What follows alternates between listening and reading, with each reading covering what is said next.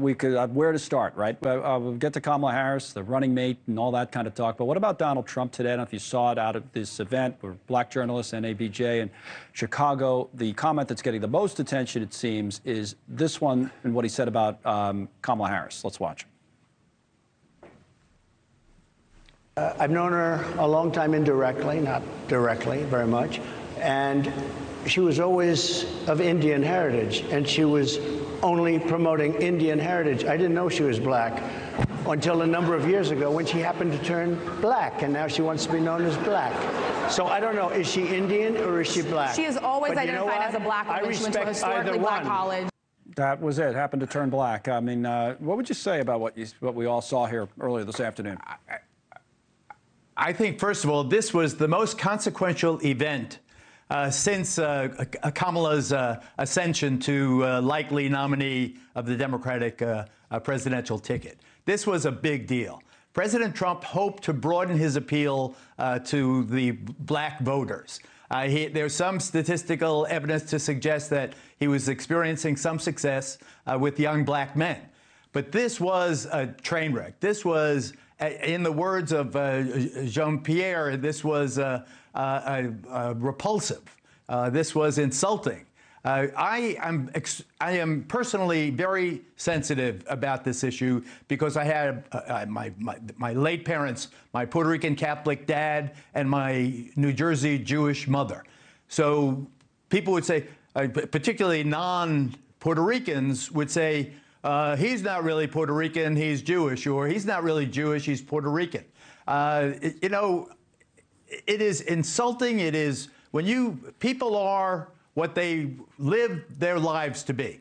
Kamala Harris has been a black woman and an Indian woman her whole life. She went to Howard University, a predominantly black university.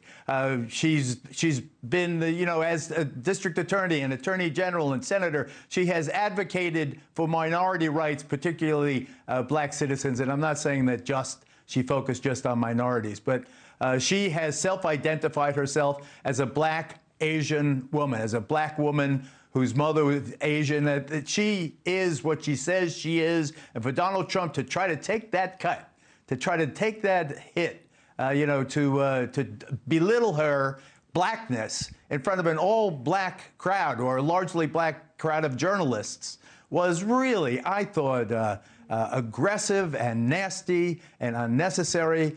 He had a hostile environment. Right. He got an aggressive question. I'll grant him that. But then to go off on her ethnicity, it reminds me, was Obama not born in America? Are we going to go back to that crap? Well, that's what Rachel Scott, that's what she started. President Trump, you got to have something else. That's what Rachel Scott's kind of started with at the beginning. Remember that, that's what she was referring to, all the birth certificate stuff, when she said what you said about Obama and what you said about other people in the past. And, that kind of set him off. He was angry. Maybe the equipment wasn't working, whatever it was. But the first however many minutes of that, it's interesting. You say that is the most consequential event since Biden got out and Harris got in. You think this makes a real difference? Because we had our numbers guy on last hour, Scott Trenter, and he said the race now, first time in the average of the polls, Harris, instead of being down, is up a point, right? So the trend has been her friend. You probably saw the swing state polling from Bloomberg. She's pretty much dead even. And you think an event like this only makes it maybe a point where now it's advantage Harris. I don't know. I reported yesterday that my perusing the most recent polls indicated that Harris had pulled even and might even be ahead. Right. At that time, yesterday's polls had Harris down 1 or 2. This is not a surprise. She has all of the momentum. He really needed to broaden his base, his appeal. He needs to stop her exponential growth in terms of voter preference. But by going to this event today and being like a jackass in the room, it's not going to be helpful to him.